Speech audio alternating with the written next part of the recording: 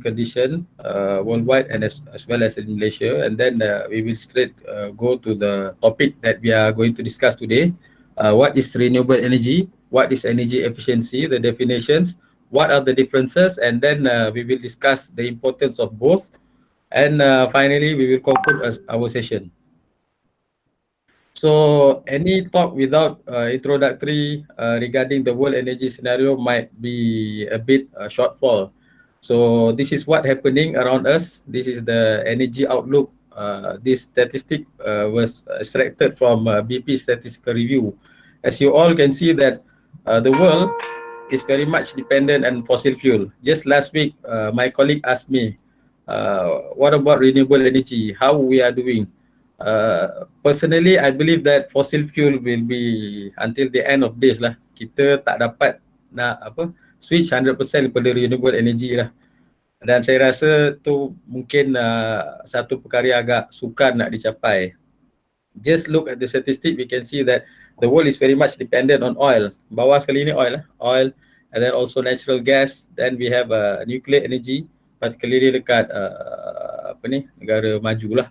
And then we have hydroelectric also coming good.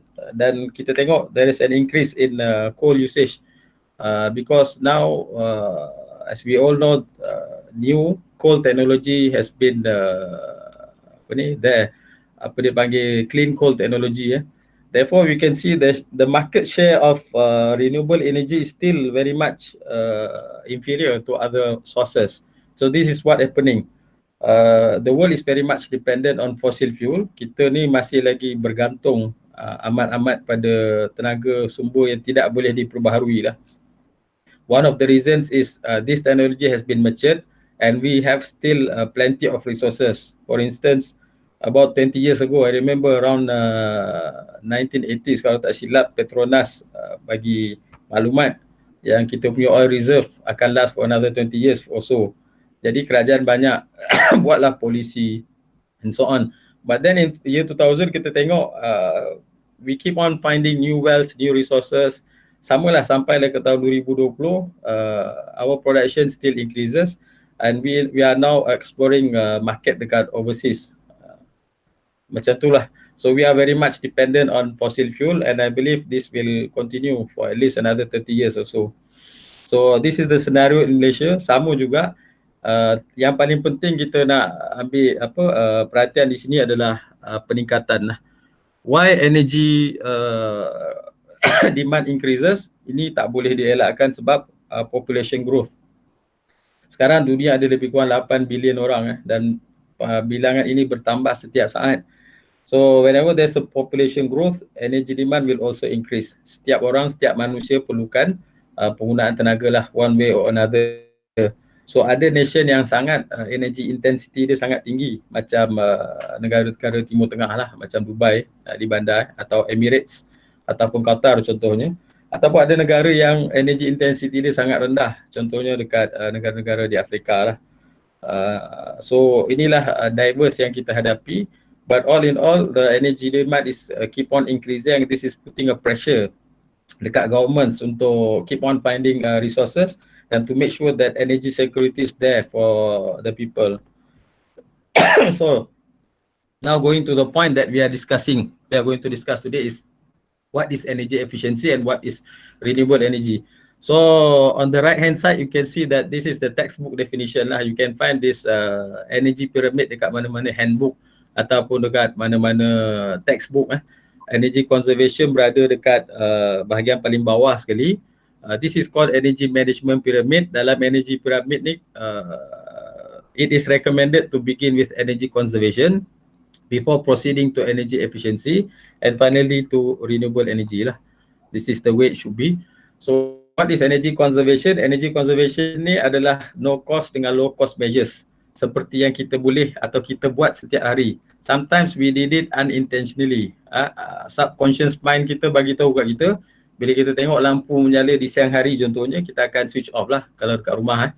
Ataupun kipas menyala tapi tak ada orang. So subconsciously kita akan switch off the fan. So these are energy conservation measures. Maknanya bila ada equipment yang kita tak guna ataupun ada peralatan kita tak pakai, we just simply switch off. Dan lebih baik lagi kalau kita tak biarkan dia dalam standby mode lah. This is to conserve energy, dan perbuatan ni dipanggil energy conservation lah. This is no cost measures dan semua orang pun buat perkara ni, saya percaya.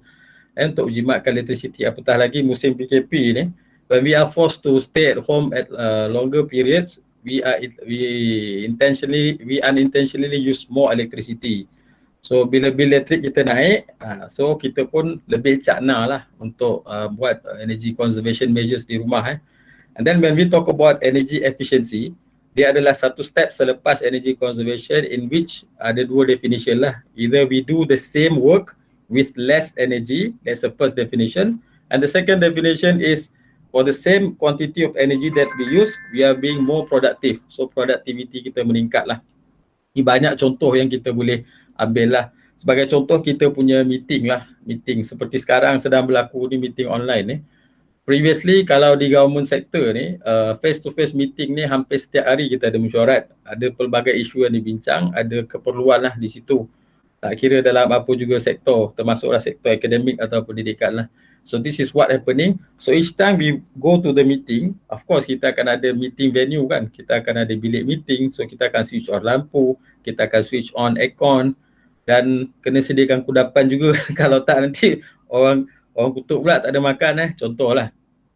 So that thing requires usage of energy.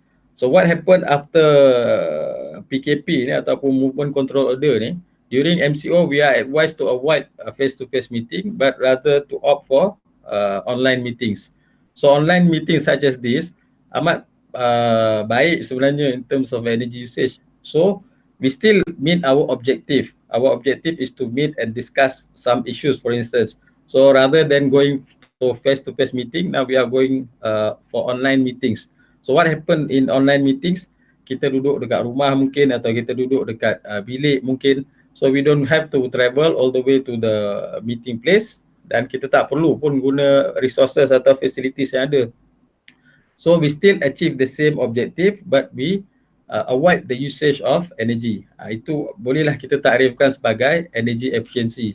Atau previously di pelajar-pelajar contohnya, kalau kita di kelas kita adakan attendance contohnya, jadi pelajar pun kena isi nama ke ataupun kena tanda tangan dan sebagainya. Sekarang whenever we conduct classes, kita just provide QR code contohnya, ataupun online meeting lagi senang. Kalau kita pakai Google Meet, dia ada extension. So attendance was taken online. So tak perlu gunakan kertas, tak perlu cetak, tak perlu jumpa, tak perlu sign. All these new norms actually benefit in terms of energy consumption. So we are still doing the same thing, but less energy is used. So this is an example of few examples regarding to energy efficiency. So ini yang biasa kita cuba terapkan dalam kehidupan seharian kita. Kita jimatkan tenaga, tapi kita tak compromise productivity ataupun quality. That is very much important lah. Contoh yang saya bagi kat sini ni regarding electrical equipment lah. Contohnya kalau kita memang terpaksa buka lampu contohnya di rumah, di porch ataupun di bahagian belakang for safety purposes. So malam je, maghrib je kita pun switch on lampu. Sampai pagi kita nak kawasan kita terang. So having known that we are going to use for a prolonged period, might as well kita gunakan lampu yang jimat tenaga lah. Kita ada CFL, kita ada lampu mentol-mentol yang lebih jimat tenaga with more affordable prices in comparison to previously. Dekat online pun kita ada banyak lambatkan produk-produk yang boleh lampu lah sebagai contoh. Kita boleh ambil, kalau kita pakai lampu LED contohnya, maybe we can cut utility cost and energy consumption up to 80% by retrofitting. Because we already know that we are going to use for a prolonged period. Dan seperti yang telah diumumkan dalam bajet 2021 tahun ni, kalau kita recall balik, ada rebate untuk pembelian penyaman udara, air conditioner dan refrigerator kalau tak silap. Jadi tuan-tuan dan puan-puan boleh dapatkan maklumat lanjut dekat website ST ataupun dekat Shopee ada jual, ada rebate sebanyak RM200. So these are government initiative untuk promote energy efficiency. Kan mungkin kita duduk dekat rumah disebabkan movement control order dan kita perlukan keselesaan. So we decided to buy an air conditioning system. So the government gives rebate of RM200 for procurement of air conditioner. So that is energy efficiency. Then going to renewable energy, what is renewable energy? Renewable energy is totally different thing. Energy efficiency is we use the energy more efficiently, regardless the source the energy comes from. Tadi kita tengok kebanyakan tenaga kita pakai lah memang datang daripada non-renewable energy. Kalau di Malaysia, about more than 90% energy yang kita generate comes from non-renewable energy. So being energy efficient meaning that we reduce the energy that we consume daily. Renewable energy is totally different thing. Renewable energy is we generate energy from a renewable type such as solar PV yang sekarang tengah hype sekarang solar PV, biomass, biogas and so on. So renewable energy is we generate energy from renewable resources, and the government also provides some incentives which will be detailed by my colleague after this in his slot. So let's just have a look at the importance of energy efficiency. Atau saya skip dulu, saya tunjuk ini lah. Sekarang ni orang kalau pelajar dekat kelas tu, kalau kita bagi explanation, pelajar suruh lukis. Jadi saya pun cuba lukis lah. Taklah lukis sangat, saya ambil gambar kat internet juga. So importance of energy efficiency and renewable energy can be given as the figure here. So ini adalah conventional energy yang kita pakai lah, yang kita pakai seharian. So this comes from various resources of fossil fuels yang kita ada lah. Kita pakai coal, kita pakai natural gas. Kalau di Malaysia sekarang, kita punya percentage usage of natural gas for electricity generation has been reduced for the past 2 and 3 years. Tapi kita telah meningkatkan share from coal because we do have this supercritical boiler yang menggunakan clean coal technology. And coal is very much cheaper compared to natural gas. So ini adalah resources yang kita ataupun manusia guna untuk provide energy lah. So this is the energy that must be made available to the public. So people require energy. So it's government's responsibility to ensure that energy security is met. Kalau tak ada, akan berlaku energy crisis lah. Seperti yang kita tengok dekat Pakistan contohnya, dia ada grey out. The electricity is supplied for a certain period of time je because shortage of electricity. So people requires energy. So the government must make sure the energy is available. So all this why we are heavily dependent on energy from fossil fuels ataupun conventional energy yang kita ada lah. So what is happening now is we are running out of these resources. Resources are depleting. So depleting maksudnya semakin lama sumber-sumber tenaga ni, walaupun kita keep on finding new resources, but it is not as rich as it was before. So resources are depleting, and to make things worse, these non-renewable resources ni, fossil fuels ni produce lots of greenhouse gas, and we all know that greenhouse gas contributes towards global warming. Sebab tu kita tengok heavy rain sekarang dah tak ada musim sekarang ni. Kalau dulu ada musim tengkujuh, sekarang that's tak boleh kita nak predict exactly musim tengkujuh tu. Kadang-kadang pertengahan bulan 1 pun hujan lebat. Contohnya 2 weeks ago hujan lebat di area Johor. Ada kawasan-kawasan di sekitar Seri Gading ni pun ada yang banjir contohnya. So ini adalah satu isu besar sekarang ni, greenhouse gas and climate change due to the heavy dependence of conventional fuel. So what are the nations doing? Nations are trying to promote and produce new resources from renewable energy. Unfortunately, renewable energy cost is still very high because the technology has not been matured. Disebabkan renewable energy ni mahal, so tak banyak penggunaannya belum cukup meluas lagi lah. But over the period of time, due continuous R&D and so on, the price will be cheaper. But this is very much still preferred by most of the nations. So what people care, people tak peduli pun sumber tu daripada renewable energy ke ataupun conventional energy. Most of us ataupun common people macam kita ni, all we care is we have energy security. Yang penting energy is made available by the government regardless the resource. So the governments are put in pressure when the energy security is not met. So apa berlaku ialah whenever we use energy, we cannot avoid wastage. Wastage will always happen. Pada yang ambil mechanical engineering mungkin ada belajar dalam thermodynamics kan. Even in thermodynamic cycle pun, a cycle cannot be completed without some of the energy lost to the surrounding. Itu kita panggil konsep exergy itu kan, availability of energy. But let's not go deep into that. What I'm trying to say is, whenever we deal with energy, wastage is something that we cannot totally eliminate.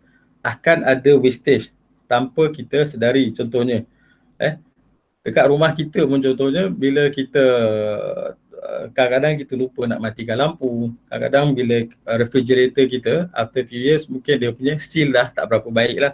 So there is energy losses that occurring around us, and this is need to be taken care. So this is where energy management comes, energy efficiency comes. So energy efficiency dengan energy management ni, it promote how to minimize the wastage. We cannot totally eliminate that, but we can always minimize. We do have options, we do have technology to do so. So kita sentiasa promote untuk reduce wastage ni. So rather than putting pressure to provide energy from renewable resources, it makes a lot of sense to embrace energy efficiency ni. Lebih baik kita jimatkan apa yang kita bazir, rather than kita fokus pada penjanaan tenaga daripada renewable energy resources, which is costly and the technology has not been matured. Saya rasa solar panel efficiency pun around 20 plus percentage je, and R&D is still going on, and I believe over the time conversion efficiency akan meningkat lah.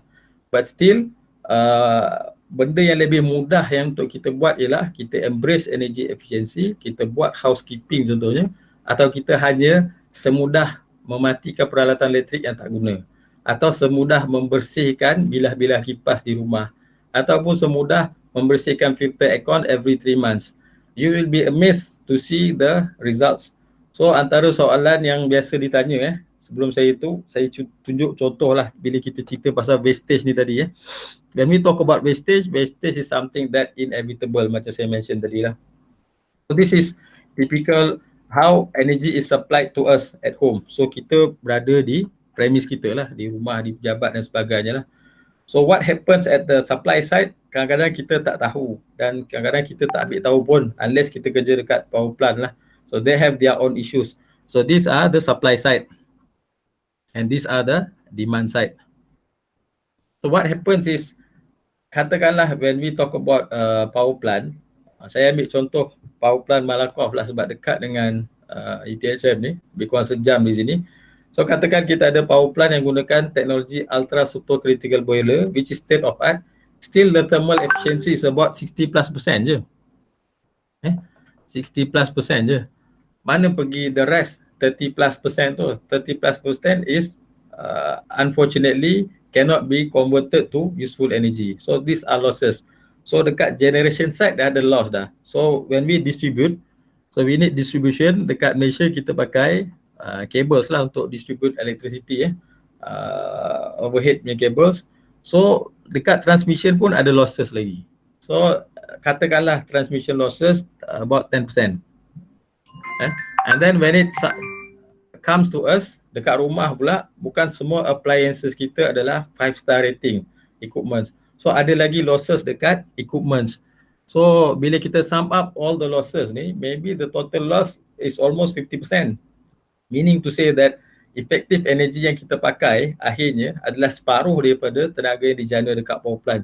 So it makes a lot of sense dekat demand side ni, kita ni sama-sama embrace energy efficiency ni. Bila kita mula embrace energy efficiency, kita akan reduce kita punya energy consumption. Bila kita reduce kita punya energy consumption, we can imagine that dekat supply side, we also ease the demand at supply side. So the power plant does not have to work hard to meet the demand because the demand has gradually reduced. So this is the idea of energy efficiency rather than going for renewable energy. So is CEIES a big deal? Ini adalah soalan yang orang biasa tanya saya lah. Setakat energy efficiency, setakat tutup lampu, setakat bersih kipas, aircon semua ni penting ke? Atau boleh jimat ke? Jawapannya ialah ya. It's a big yes. Saya ambil contoh di UTHM lah. So this data was taken. So this is our baseline year lah. This is where we started our energy efficiency, bermula kat sini lah and onwards lah. So I did not include data for 2020 because dah ada pandemic COVID. So there are periods we did not operate. So of course memang ada saving lah, but we like to call it artificial saving, bukan actual saving. Kita memang tak dibenarkan ke office, so memanglah kita tak pakai tenaga. So eventually memang jimat lah. So just by looking at these figures, kita dapat tengok every year kita ada increasing in saving, ataupun lebih tengok lebih jelas lah kalau kita tengok graf ni lah. So beginning 2015 kita boleh tengok energy consumption kita semakin lama semakin berkurangan. So for the past 4 years ni kita tengok, so this is our baseline.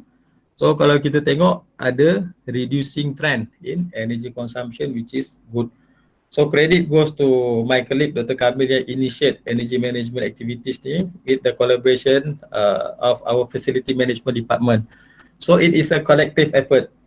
So sama-sama bila kita buat housekeeping, bila kita embrace energy efficiency, kita dapat satu saving yang agak signifikan lah. Mungkin figure ni kurang tepat, mungkin Dr. Kamil boleh sentuh lepas ni lah.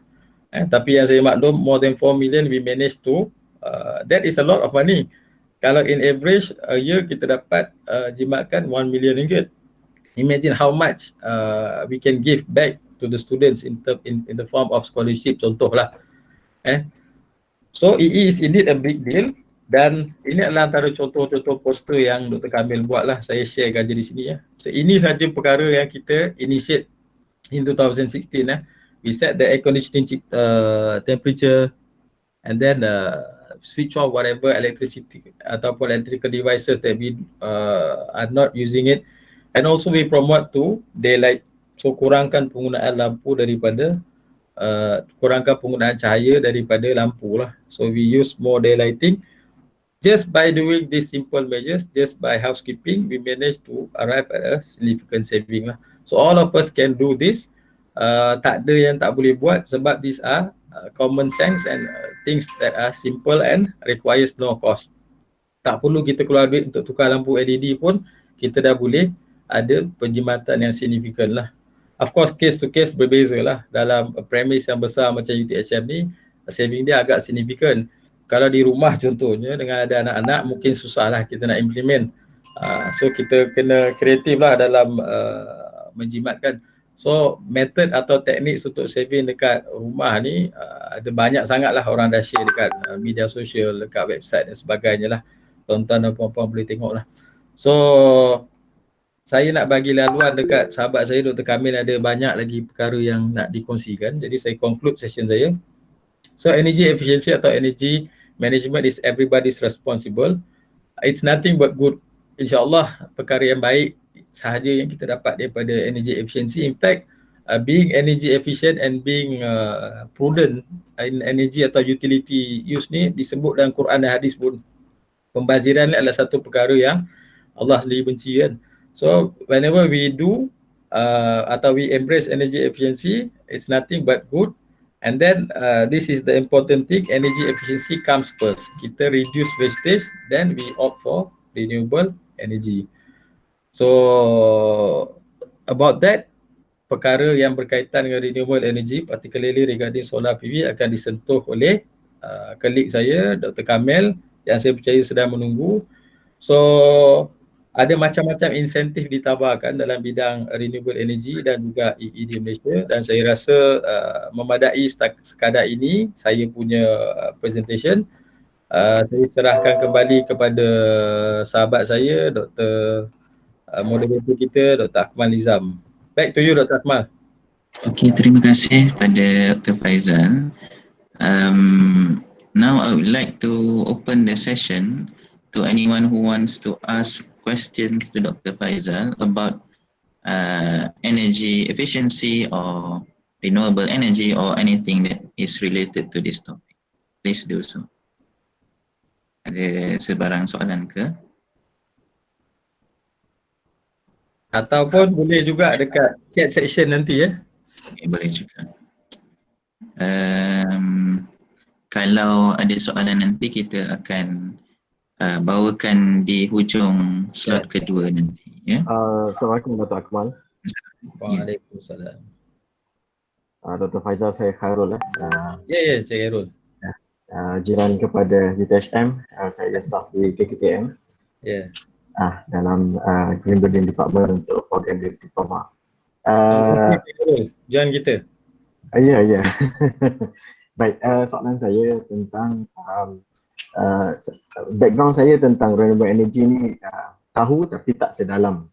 Jadi dari segi application ya, kita sedar yang solar PV ni banyak tempat dan di residential house pun ada.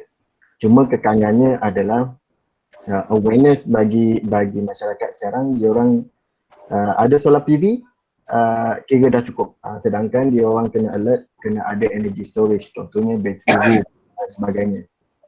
Jadi secara umum kalau boleh Doktor kongsikan dari segi renewable energy, selain daripada solar PV tu kita dah nampak kewujudannya untuk residence house lah terutamanya, apa application yang sesuai untuk digunakan.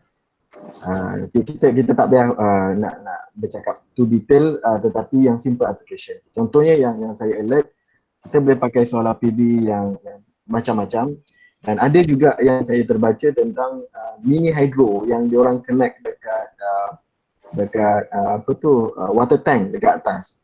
Jadi kalau kalau doktor boleh kongsikan sedikit apa yang kita dah mula ada, dan insyaAllah kalau ni kita boleh mungkin boleh bagi tahu masyarakat kat luar juga.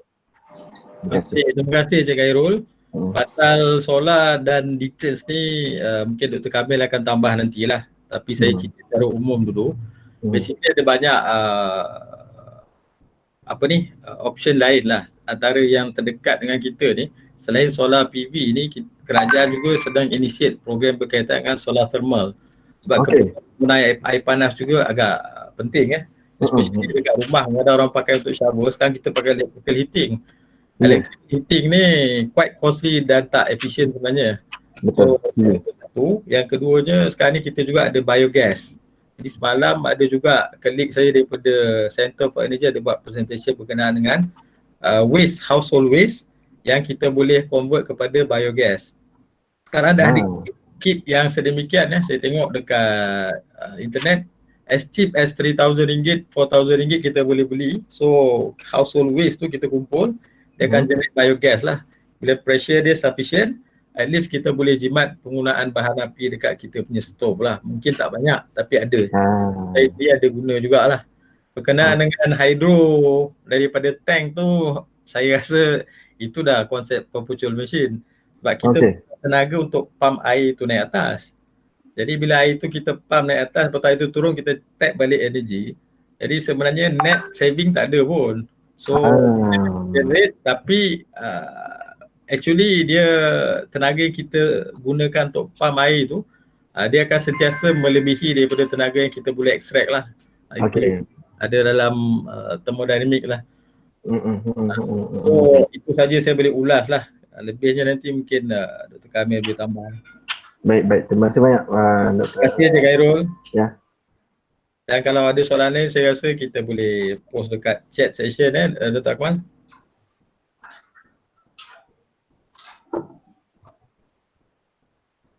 Sorry, kita tangguhkan dulu sesi soal jawab ni ke soal kedua. Sebab nampak gayanya Dr. Kamil dah ready. Sebelum saya serahkan kepada Dr. Kamil, izinkan saya untuk introduce dulu sedikit sebanyak tentang penyampai kita yang kedua ni. Dr. Kamil adalah staf UTHM yang telah berkhidmat di UTHM semenjak bila Dr. Kamil? 2006. Okey, 2006. Dia adalah graduan dari Iwate University untuk peringkat Doktor Falsafah Kejuruteraan Mekanikal. Dr. Kamil ini adalah juga seorang Registered Electrical Energy Manager yang berdaftar di bawah Suruhanjaya Tenaga. Dia juga adalah CPMB seperti mana Dr. Faizal, dan dia juga boleh dikira sebagai seorang industrial player lah dalam scene renewable energy di Malaysia ni. Tanpa melengahkan masa, saya serahkan kepada Dr. Kamil untuk meneruskan sharing session kita. Silakan Dr. Kamil. Terima kasih Dr. Akmal. Cuma saya ada confused sikit sekarang ni, nampak dalam pemakluman macam pakai link yang berbeza ke macam mana Link yang Macam ada dua link rasanya dalam pemakluman. Tak tahu pula. Tapi kalau kita boleh proceed kat sini, it's okay, tak ada masalah pun. Boleh proceed. Boleh proceed kat sini Okay, so Assalamualaikum warahmatullahi wabarakatuh dan selamat sejahtera semua. Hari ini saya akan mengambil peluang untuk sedikit berkongsi tentang renewable energy, which is actually solar. Seperti mana Dr. Akmal maklumkan sebelum ni, nak kata pakar tak pakar, tapi terlibat secara serius dalam aktiviti-aktiviti berkaitan dengan solar PV ni. So saya punya hasrat hari ini adalah untuk berkongsi dengan semua berkenaan dengan net energy metering. Yang saya percaya ada setengah-setengah daripada kita mungkin kurang maklumat tentang net energy metering ni. Basically net energy metering ni dah sampai ke round ketiga di peringkat nasional, di mana yang pertama dulu adalah net energy metering NEM 1.0, kemudian kita ada NEM 2.0, and paling terbaru sekarang ni release early this month adalah NEM 3.0, NEM 3.0. So hasrat saya adalah untuk kita sama-sama sebarluaskan maklumat ni supaya kita sebagai rakyat Malaysia dapat menyokong apa yang sedang kerajaan lakukan dalam memastikan Malaysia terus memberikan sumbangan dalam menjana tenaga dari sumber-sumber boleh baharu, iaitu solar lah dalam kes kita NEM 3.0. Okay. So ini adalah outline yang saya akan kongsikan hari ini. Pertama kali saya akan bercerita tentang framework ataupun kerangka NEM energy metering ni. So tadi ada perbincangan tentang bateri dan sebagainya. So kita akan tengok macam mana NEM energy metering network ni, net energy metering network ni, framework ni handle perkara-perkara berikut. Kemudian kita akan tengok NEM 3.0 features, maknanya ciri-ciri yang ada dalam NEM 3.0 sebab ada perubahan yang agak besar telah dilakukan oleh pihak kerajaan berbanding dengan NEM 2.0.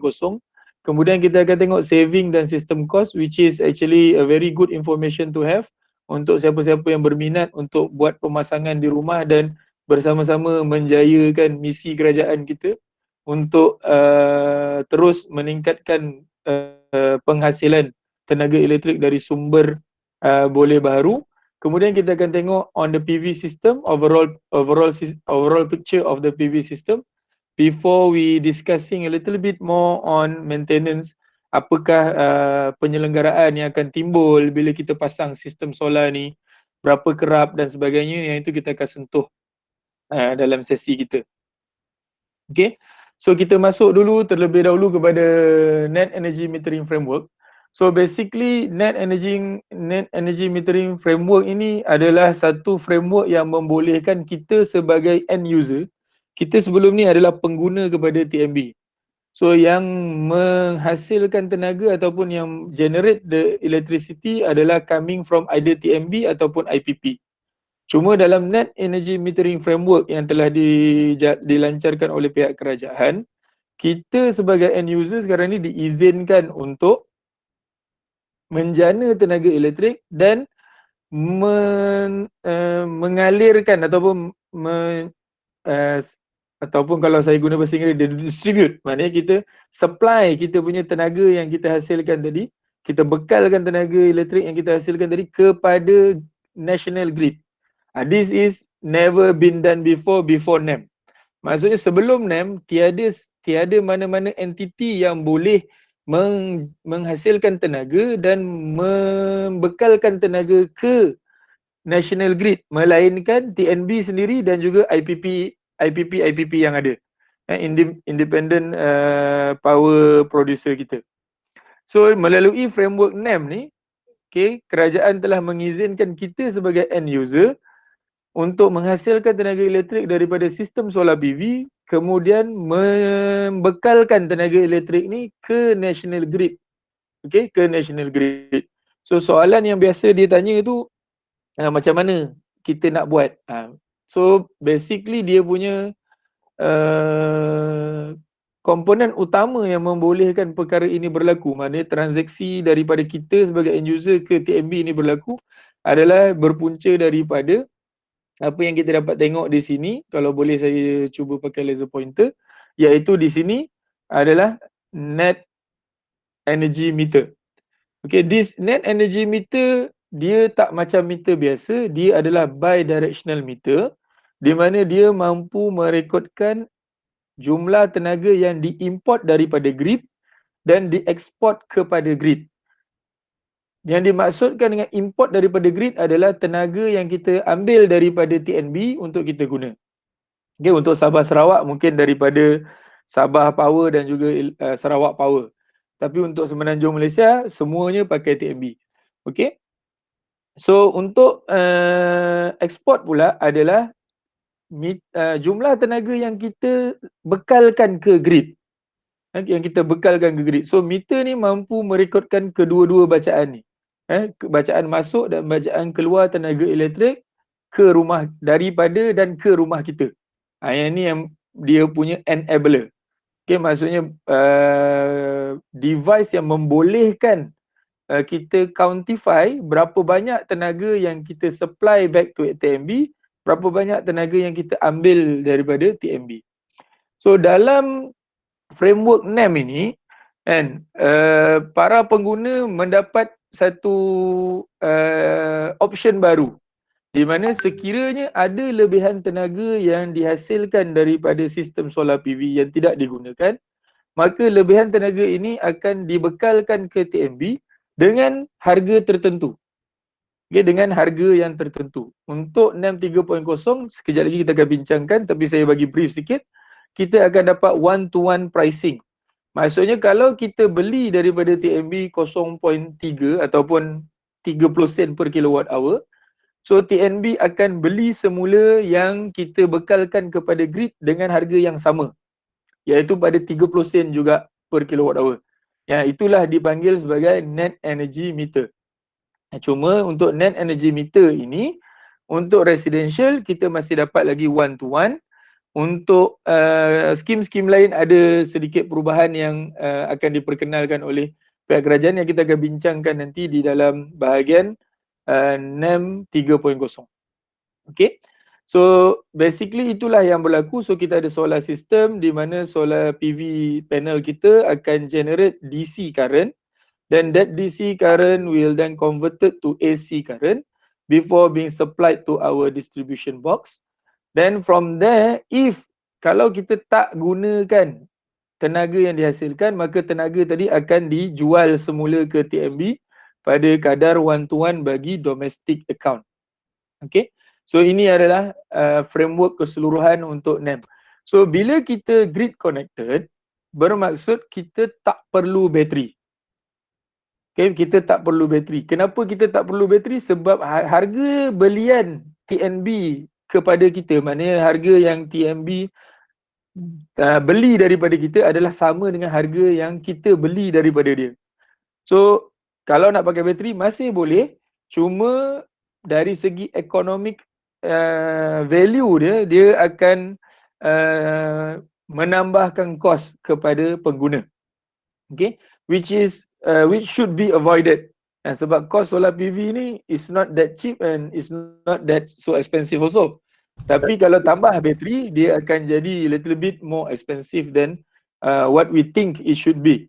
Okay, so nanti kita tengok sikit dari segi pricing yang ada di market. Okay, so kita teruskan perbincangan kita untuk features NEM 3.0. Okay, untuk NEM 3.0, ini adalah kenyataan yang baru dikeluarkan. Okay, dikeluarkan oleh pihak Kementerian Tenaga dan Sumber Asli. Okay, iaitu pada 29 Disember kalau ikutkan dokumen ni, cuma announce to public I think earlier this month. Dr. Kamil, Ya saya. boleh masuk sharing mode tak? Macam terkeluar tadi. Keluar Macam. Okay, kejap saya cuba Masih lagi ni kalau ikut saya. Oh, terkeluar. Resume your presentation.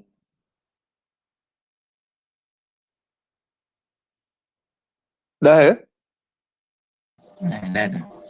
Okay. Boleh ke? Boleh. Yeah. Okay, clear. Boleh teruskan. Sorry Okay, full screen, okay. Okay Okay. Okay. Cik, terus. So, dalam NEM 3.0, okay, dalam NEM 3.0 kita ada beberapa perubahan, dan perubahan yang paling ketara yang dilakukan oleh pihak kerajaan adalah di sini, ketetapan selepas 10 tahun. Okay. Sebelum ini, tempoh offset yang diizinkan oleh kerajaan, maknanya kontrak di antara pengguna-pengguna yang memasang sistem solar yang enroll bawah Net Energy Metering Scheme, kontrak yang ditawarkan adalah selama 20 tahun. Itu dalam NEM 2.0. So untuk yang baru ini, NEM 3.0, kontrak ini telah dipendekkan ke 10 tahun. Dan selepas 10 tahun, mode penggunaan akan jadi self-consumption. Bukan lagi net energy metering. Self-consumption maksudnya kita tidak boleh lagi menjual lebihan tenaga ke TMB. Itu maksud dia. Selepas 10 tahun lah. Maksudnya dalam tempoh 10 tahun kita boleh jual lebihan tenaga kita kepada TMB dengan harga belian pada 1:1. Cuma selepas 10 tahun dia akan jadi Selco mode. Selco maksudnya kita tak boleh lagi menjual dan TMB tidak lagi berkewajipan membeli lebihan tenaga yang dihasilkan oleh sistem PV kita. Okey. Selain daripada itu, kita juga telah diminta untuk menilai semula had capacity pemasangan. Sebelum ini untuk single phase kita ditetapkan pada 12 kW peak DC. Itu dalam NEM 3.0. Tapi untuk NEM 2.0, maaf. So untuk NEM 3.0, maksimum capacity yang boleh dipasang adalah pada 4 kW peak, 4 kW AC. Okey, 4 kW AC maksudnya sistem yang dipasang tadi bertambah kecil, dilimitkan. Sama juga macam 3 phase, sebelum ini had dia adalah pada 72 kW peak DC. Untuk NEM 3.0 hanya boleh dipasang sejumlah 10 kW AC. Kalau nak diterjemahkan dalam unit yang sama dalam bentuk kilowatt peak, 4 kW AC ini represented by 4.5, 4.3 hingga 4.5 kW peak DC system. Which means that kalau daripada segi jumlah panel, kita mungkin akan menggunakan lebih kurang 10 hingga 12 panel bergantung kepada kapasiti panel kita. Size panel kita, kerana kapasiti berapa watt panel PV yang kita guna. Kalau untuk 10 ni, maknanya kita akan menggunakan lebih kurang 22 hingga 24 keping panel. Okay, bergantung kepada kapasiti panel. So itu adalah keluasan bumbung yang diperlukan.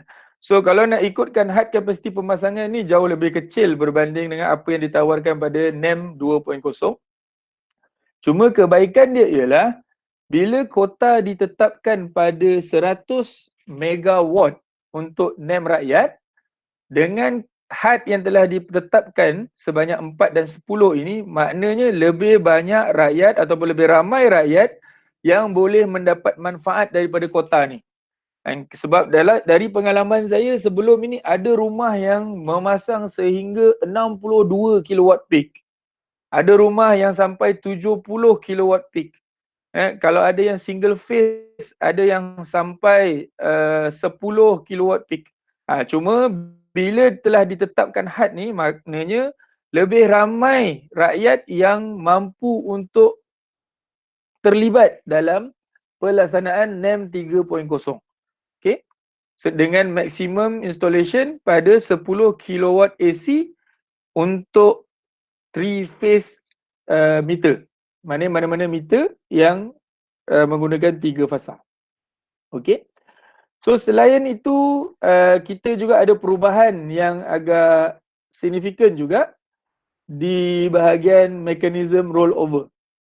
Okey, mekanism rollover ni dulu dia bagi tempoh 24 bulan, sekarang telah dipendekkan kepada 12 bulan. Apa maksud mekanism rollover ni? Adalah kita kena ingat, walaupun saya mention sebelum ini, lebihan tenaga daripada sistem kita akan dijual ke TNB, tapi kita kena ingat, dijual bukan dalam bentuk cash. Maksudnya kita takkan dapat cash.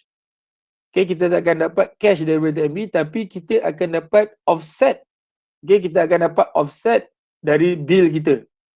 Maksudnya sebagai contoh, sekiranya bulan ini sistem PV kita menghasilkan lebih banyak tenaga berbanding dengan yang kita gunakan, maka nilai kilowatt hour yang terlebih tu akan roll over, maksudnya akan dibawa ke bulan hadapan, dibawa lagi ke bulan hadapan, dibawa lagi ke bulan hadapan, sehingga kita selesai menggunakannya.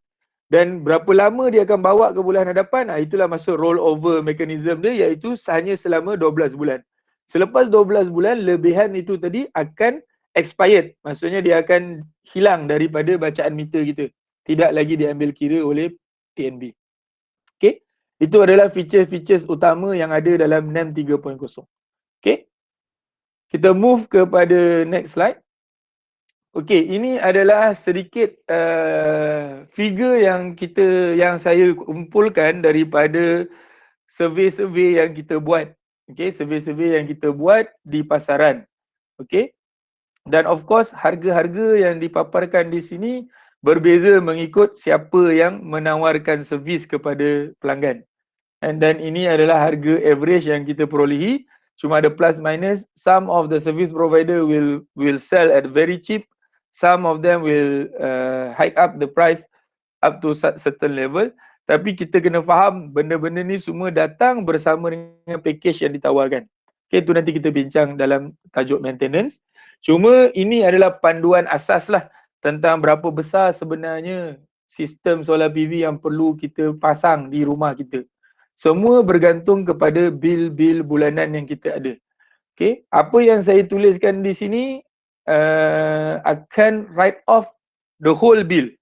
Maksudnya kalau you punya bil adalah RM150, secara teori dalam keadaan ideal, kalau sekiranya kita pasang sistem 2 kilowatt peak, maknanya RM150 ini akan write off daripada bil kita. Maknanya kita tak perlu bayar bil lagi dah TNB. Okay. So basically that's how it is. Of course ada lagi calculation kecil yang perlu diambil kira. Tapi basically if you ask me, this is how the rough calculation on how actually you can override your bills using solar PV system. So sekiranya bil anda RM300 sebulan, sekiranya anda pasang sistem 4.5 kilowatt peak, this 300 will be replaced by generation by the PV.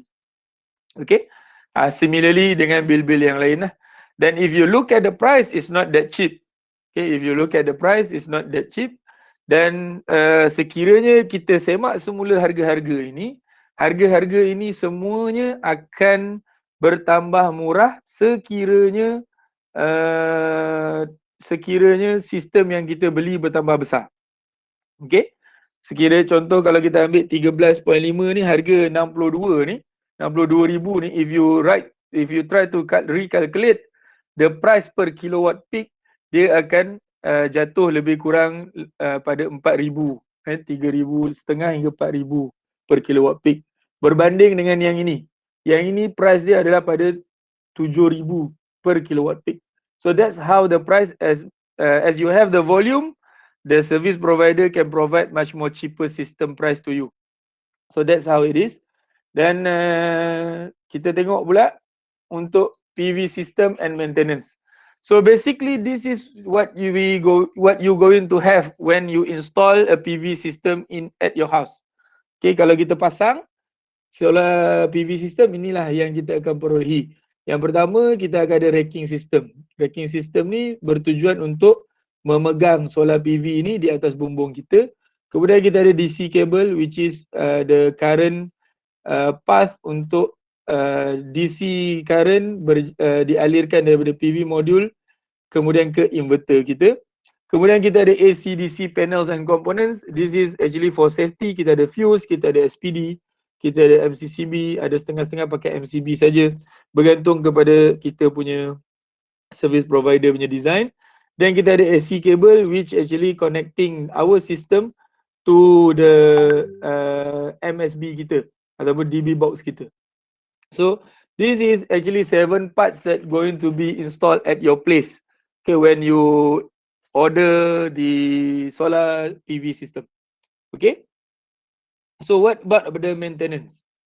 Okay, so maintenance PV module, you can say it has a zero maintenance cost, but depending on where you live, kat mana you pasang kat bumbung, dan you kena tengok kawasan perumahan you tu dekat dengan kawasan industri, dari segi habuk macam mana dan sebagainya. Sebab PV modules ni basically kalau ikutkan secara asasnya, disebabkan Malaysia ni merupakan negara yang kaya dengan hujan, sekiranya kita pasang PV modul ni di atas bumbung, dia akan self clean itself. Maksudnya dia akan membersihkan diri dia sendiri.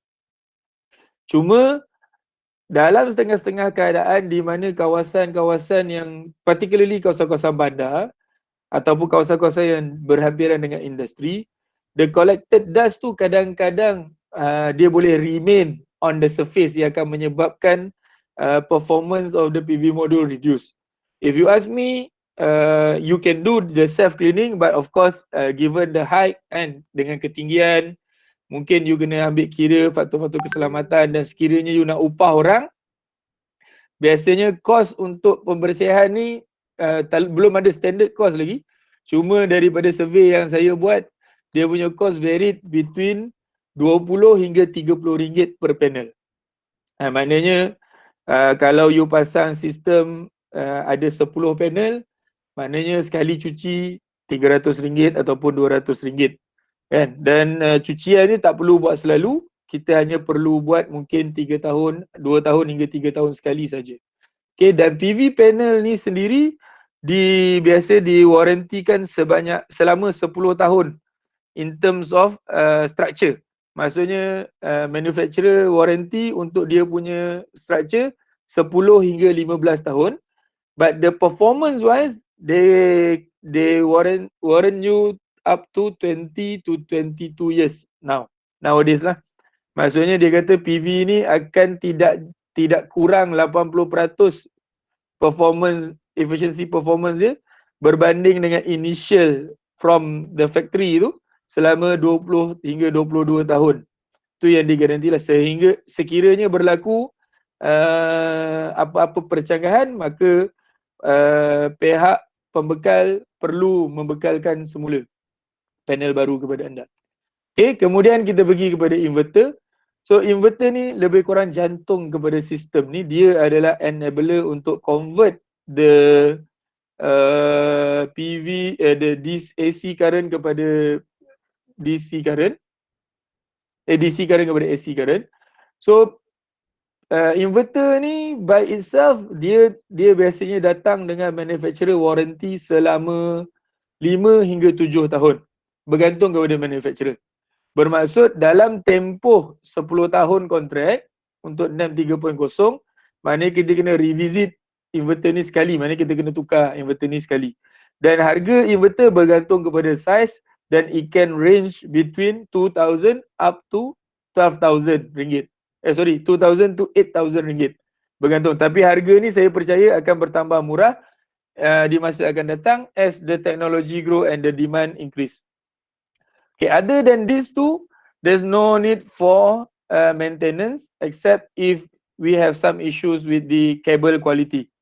Yang itu mungkin kena revisit mungkin selepas 7 ke 8, tapi most of the time the cables that being used, as long as it meet up the standard of CEIES, it can last there for the whole lifetime of the system.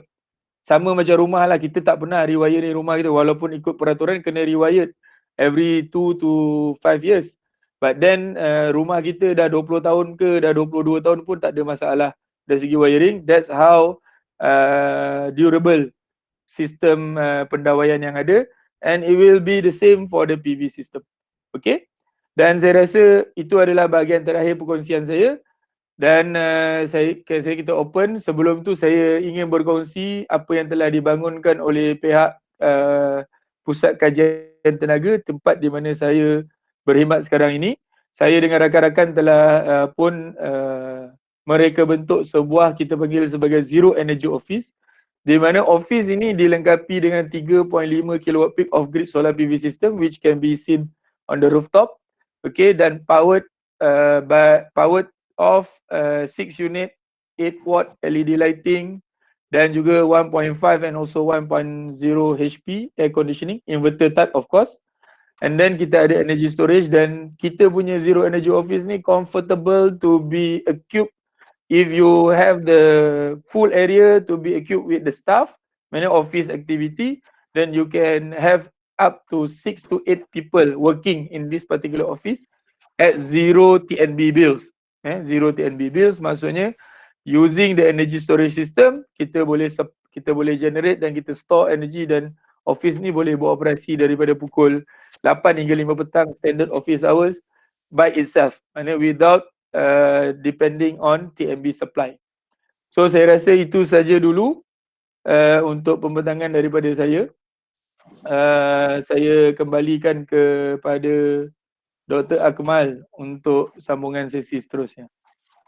Terima kasih Dr. Kamil. Kita ada beberapa soalan daripada kita punya chat di sini. Yang pertama ialah dari Profesor Madya Dr. Mas Fauzi. Okay. Adakah nilai offset akan dikira dalam unit tenaga ataupun dalam unit RM mengikut kadar blok tarif? Okey, unit offset akan dikira dalam unit tenaga. Yang akan roll over adalah kilowatt. Maksudnya sekiranya berlaku perubahan tarif di masa akan datang, maka kilowatt hour tu akan bounded kepada harga semasa. Harga semasa tarif maksudnya. So yang akan di roll over adalah kilowatt hour, not the price maksudnya. Saya harap menjawablah soalan tu. Ada beberapa lagi soalan yang telah dijawab oleh Dr. Faizal. Saya sendiri nak tanya soalan. Adakah kalau kita sendiri nak pasang sistem solar PV di rumah, adakah option untuk financing dari bank-bank ataupun dari pihak tertentu untuk kita pasang sendiri? Sekarang ni ada beberapa bank telah mula menawarkan pinjaman, so-called green technology ataupun green incentive loan. Contoh macam Maybank, OCBC, Hong Leong. So mereka telah mula menawarkan pinjaman kepada mana-mana individu yang ingin melakukan pemasangan sistem solar di rumah untuk mendapatkan financial support daripada mereka lah. Maksudnya dari segi investment pertama tu, it can come from the loan itself. Dan selain itu juga ada juga setengah-setengah majikan seperti mana Petronas sebagai contoh. Petronas bekerjasama dengan pihak Sol Energy, one of the service provider, quite big, focusing on residential sector. Mereka menyediakan pinjaman mudah. Okay, pinjaman mudah kepada staff mereka untuk melakukan pemasangan sistem solar PV di rumah masing-masing. Selain itu juga, saya kalau boleh saya nak menggesa mana-mana warga koperasi, tak kira lah koperasi UTHM ke, koperasi guru ke, koperasi polis ke, koperasi bekas tentera ke yang ada dalam yang sedang mendengar ini, mungkin pihak koperasi boleh juga menawarkan pinjaman kepada ahli-ahli koperasi untuk membiayai kos pemasangan sistem solar PV di rumah-rumah ahli masing-masing. Untuk memudahkan mereka turut sama terlibat dalam agenda nasional kita untuk meningkatkan generation of electricity from renewable resources. Itu kalau boleh saya cuba jawablah soalan tadi, Dr. Akmal. Okey, seterusnya, adakah self-co tanpa NEM 3.0 kalau kita nak pasang perlu kelulusan daripada SEDA atau TMB? Okey. Selco dia tak tertakluk bawah NEM 3.0, dia tak tertakluk bawah NEM 2.0, dia tak tertakluk bawah NEM 1.0.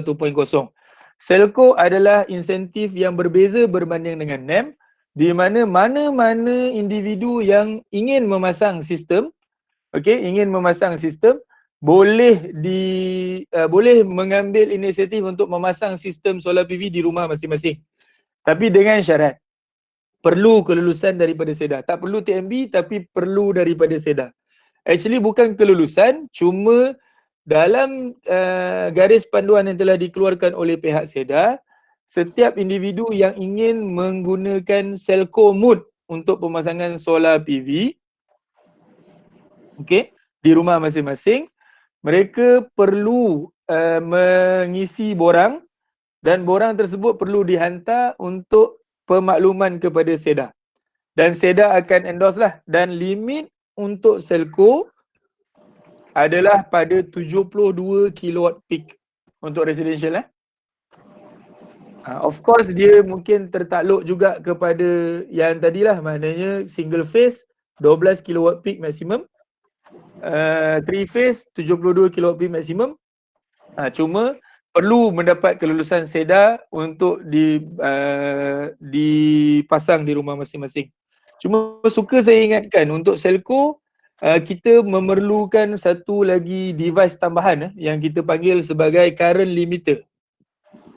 Dalam garis panduan penggunaan Selco, pihak pemasang ataupun pengguna tidak diizinkan sama sekali membekalkan apa-apa tenaga ke TMB. So disebabkan itu, maka pihak pengguna perlu memasang satu device dipanggil sebagai current limiter.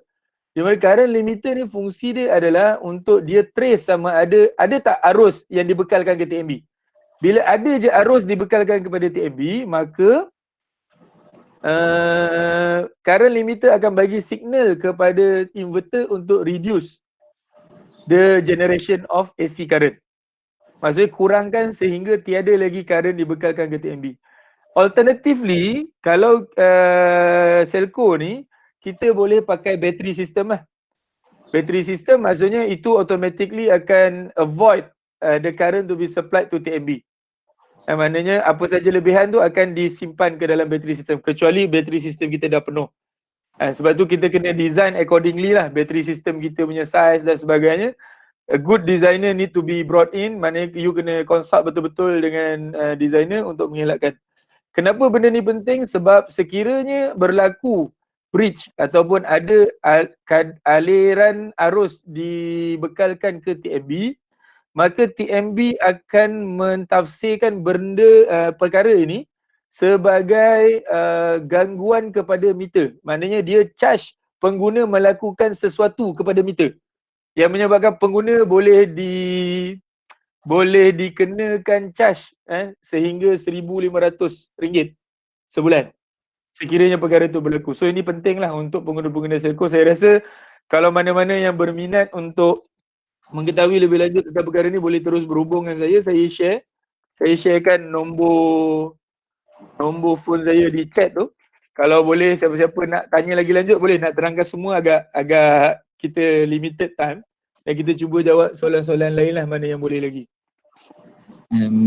Seterusnya ialah kapasiti PV yang sesuai untuk rumah teres bersaiz 1400 square feet. Oh, that one Tak boleh pakai CEIES ni. Kena pakai bil Azwan. Sebab ada rumah yang besar tapi dia tak guna elektrik banyak. Ada rumah yang kecil tapi guna elektrik banyak. So tak boleh nak jawab soalan ni directly. But basically kalau 1004 ni standard rumah teres lah Rumah teres biasa, so most likely bill akan range. So susah saya jawab sebab ada kawan-kawan saya rumah teres sama besar dengan saya tapi bill dia sampai 1200. Rumah saya bill baru 160. So susah nak jawab sebab kadang-kadang ada orang ada dryer, kadang-kadang ada orang ada macam-macam lah ada kat rumah masing-masing ikut lifestyle masing-masing. Tapi basically kalau bill based on monthly bill tu kita boleh estimate lah macam yang saya tunjukkan dalam slide tadi. Okay? Boleh Azwan Azman handsome muka. Seterusnya ialah berdasarkan contoh Zio yang diberikan, nikah yang dianggap anggaran kos pemasangan plus minus RM15K. Okay, menjawab kepada soalan ni susah sikit nak jawab. Sebenarnya 15K tadi boleh dapat tapi tanpa bateri. Dan kalau ikutkan keseluruhan kos yang kita pasang di Zero Energy Office tadi, disebabkan kita perlu ada sistem bateri, maka kita punya kos hike up to 25K. Untuk sistem tu saja 10K tu kita habis dekat bateri. And additional battery system. Boleh kalau saya boleh menjawab lah untuk soalan Azamuddin. But then you can also you can also opt for NEM instead of off grid. Maknanya you buat grid connected, you enroll to NEM, then you can cut off the cost of the battery system. Maknanya you boleh eliminate that extra 10,000 lah. Then the cost will be at 15K only lah. Plus minus 15K. Seterusnya, soalan daripada Puan Sulastri. Kalau saya boleh paraphrase soalan ni, apakah range keuntungan kalau kita join NEM? Okey, menjawab kepada soalan tu tadi, kalau kita join NEM maknanya bil kita akan berkurang lah. Bil elektrik kita akan berkurang. Itu pasti. Sebab whatever power ataupun energy yang kita sekarang ni beli daripada TNB now generated by our solar PV system. Maksudnya dari segi bulanan tu, kos bulanan tu dia akan berkurang. Contoh kalau tengok dalam slide yang saya sharekan tadi, kan sekiranya boleh saya masih berkongsi slide ni Ya, masih. Okay, sekiranya sorry ada satu ni miss typo ni. Nanti saya betulkan sebelum saya share dengan ramai. Saya rasa ni mungkin 10 kW peak. Okay. So kalau tengok kat sini maknanya kalau TNB bills tu adalah pada RM150 sebulan. Ataupun contoh, bil kita adalah 200. Kita nak kurangkan bil. Pasang sistem 2 kW peak, 150 ni akan write off daripada kita punya ni. Maknanya bil bulanan kita tinggal RM50. Kalau boleh kita buat CV macam tu lah. So ada setengah-setengah orang memang nak pasang ada certain budget yang dia perlukan. So contoh kalau bil dia RM850 sebulan. Okey, dia nak kurangkan RM400 sebulan. So dia pasang sistem 6.5 kW peak. So by calculation sistem 6.5 kW peak ni akan remove RM400 daripada TNB bills tu. So dia akan left for RM450 lah untuk bayaran seterusnya. Okay, kalau boleh, kalau itu menjawab soalannya. Seterusnya, ada tak package yang lebih murah daripada 2 kW peak untuk pemasangan? Okay. Boleh, tapi biasanya dia dah tak jadi feasible dekat service provider. Sebabnya kos untuk contoh kalau kita pakai sistem besar sekalipun, kos untuk kabel sama. Kos untuk racking system, kos untuk dia hantar orang apa dengan dan sekarang ni kalau ikut apa yang survey yang saya buat, kebanyakan sistem bawah 2 kW peak adalah dengan pemasangan sendiri. Bukan dipasang oleh orang lain lah. Maknanya setakat 2 panel, 3 panel. So kalau macam 2 kW peak ni pun sebenarnya panel yang ada hanyalah 5 panel saja. kebiasaannya 5 hingga 6 panel saja, which is already very minimum lah. Ada beberapa lagi, sikit lagi. Berapa harga market per kilowatt pada tahun ini? Tahun ini not much change sebab baru-baru ni kalau ikut market price PV module sekarang ni setengah mahal tengah mahal. Yang ni pun saya pun tak tahu how the market plays, but PV module yang ada di market sekarang tengah mahal. Means that you won't find any significant drop of system price lah. Dengan NEM 3.0 ni, I don't think there will be significant drop of system price. But then if you want to have a rule of thumb, you can say that the system price varied between 3,500 to 6,000 per kilowatt peak, depending on siapa yang supply dan berapa besar sistem yang kita pasang. Sebab ada setengah-setengah service provider, dia provide warranty, pemasangan warranty, contoh dia panggil sebagai workmanship warranty. Dia bagi warranty 3 tahun, ada setengah-setengah bagi 5 tahun, ada setengah-setengah bagi 2 tahun je. So apa maksud workmanship warranty? Bila kita pasang solar PV ni kat atas bumbung, kadang-kadang ada risiko untuk bocor bumbung tu lah, sebab kita letak additional material kat atas tu. So bila berlaku kebocoran ni, kalau ada workmanship warranty, maka service provider akan datang dan betulkan tanpa kos maksudnya. Tapi kalau ada setengah-setengah service provider, mungkin dia bagi workmanship warranty mungkin 6 bulan je. So lepas 6 bulan dia dah tak ambil kisah lah maksudnya apa yang berlaku. So kita kena handle sendiri apa-apa defect yang berlaku. So semua package ni memainkan peranan lah dalam harga jualan yang diperolehi dekat market. Kan ada setengah-setengah orang jual saja. Kan even kita tahu ada setengah-setengah service provider, kalau sistem terlalu kecil, dia akan supply material then they will let you do by yourself.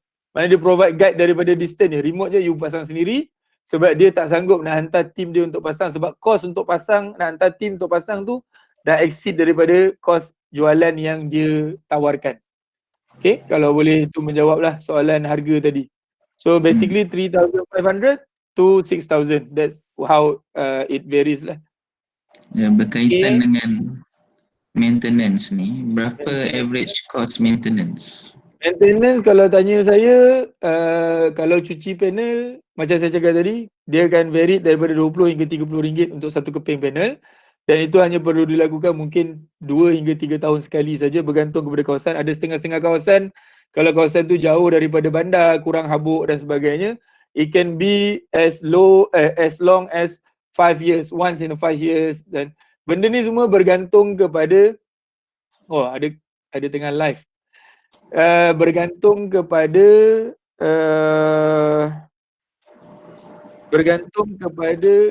keperluan maintenance tu. So kalau nak tahu dah kena maintain ke tak, kita kena evaluate generation rate kita.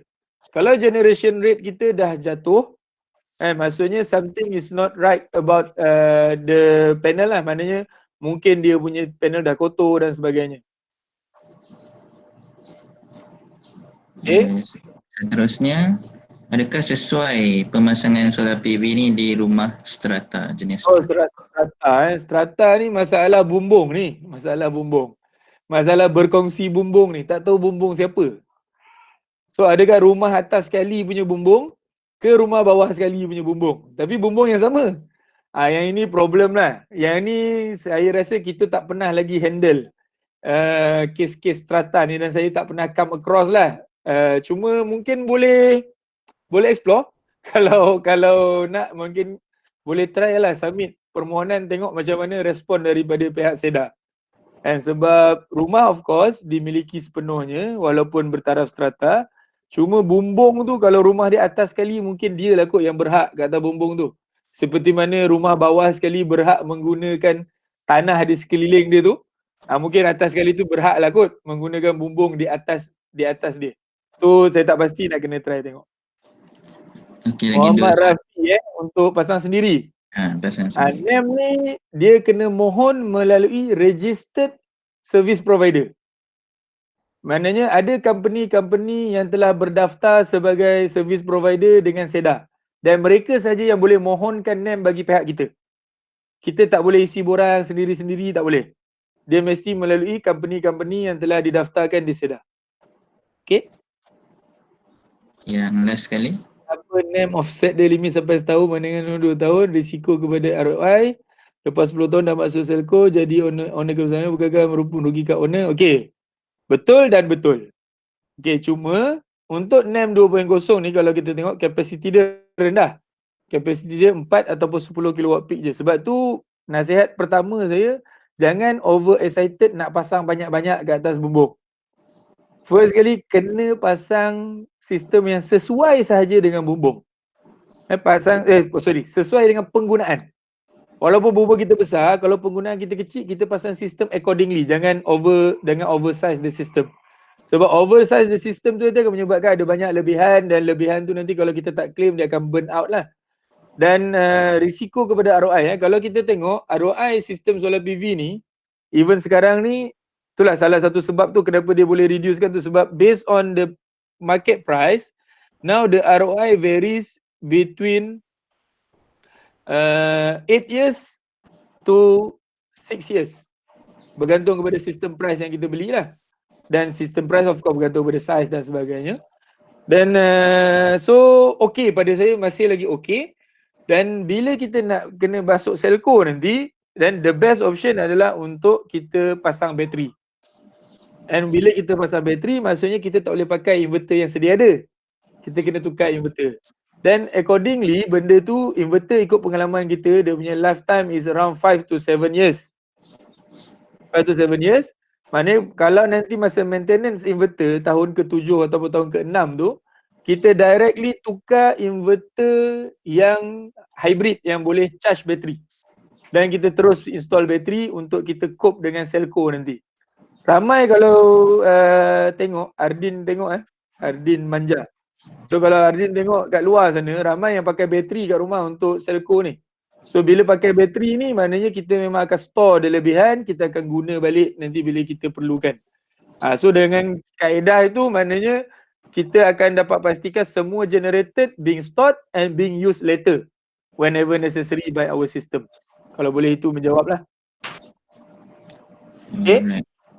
Okay, so rasanya kita boleh tamatkan. Oh, Dr. Syarin ada lagi satu last. Baguslah.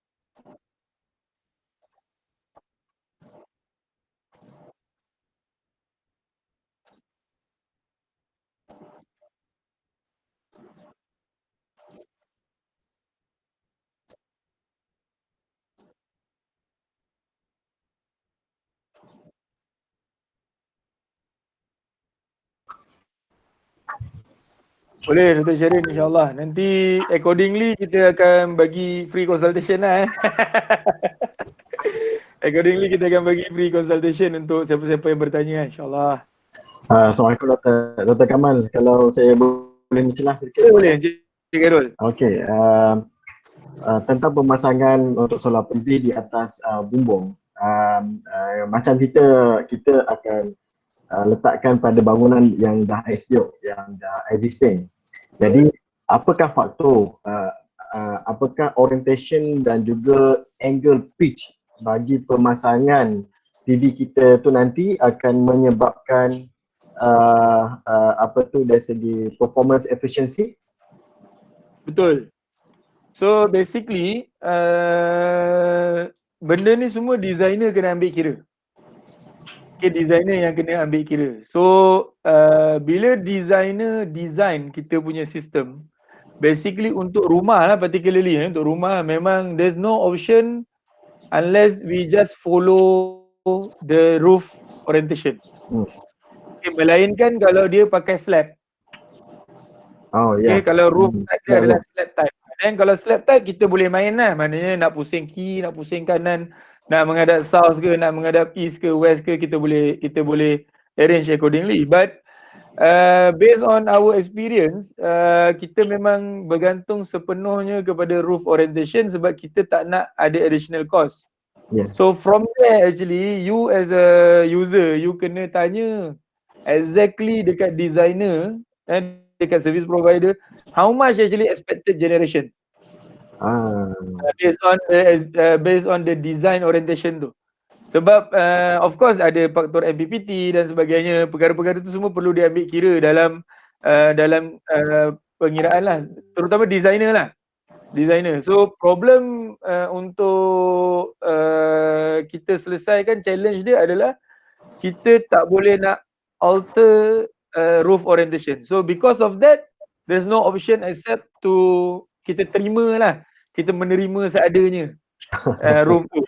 Cuma kalau lah katalah ada orang tengah nak tambah rumah, ada orang tengah nak beli rumah, ada orang tengah nak design rumah baru, kalau boleh ambil kira orientation ni sekiranya dia berminat untuk buat pemasangan solar di masa akan datang, ambil kira lah orientation ni.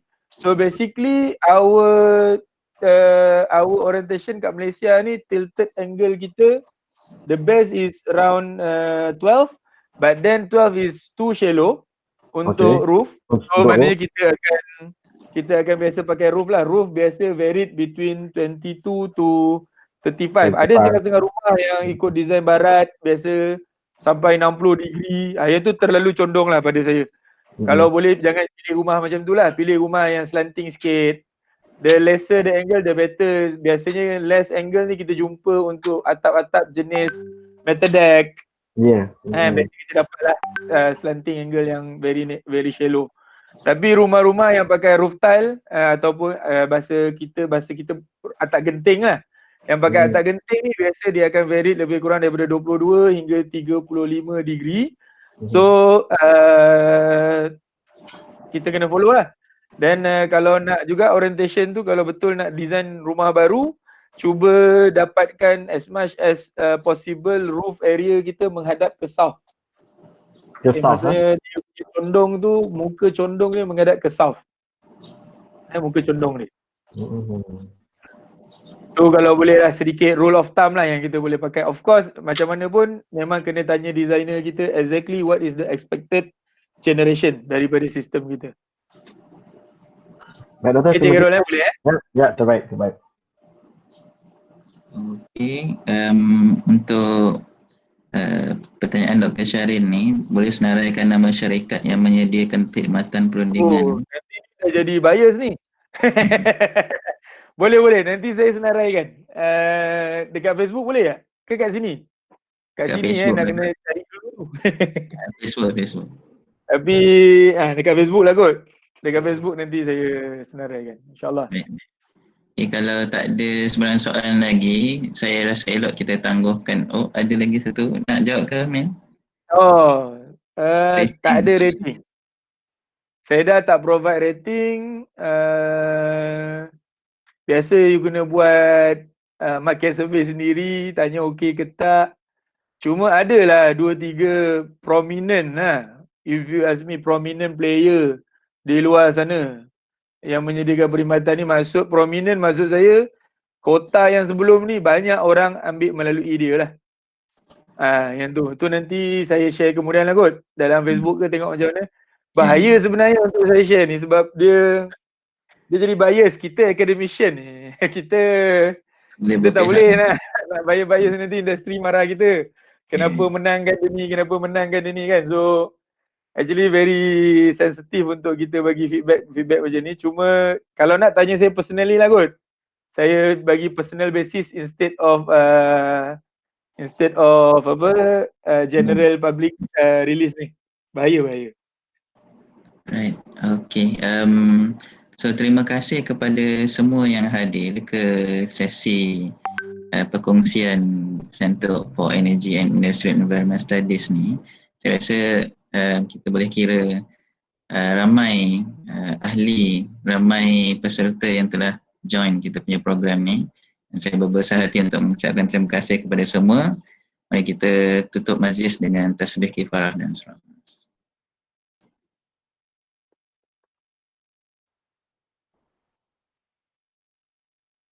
Mungkin akan datang kita akan buat lagi sesi seperti ini.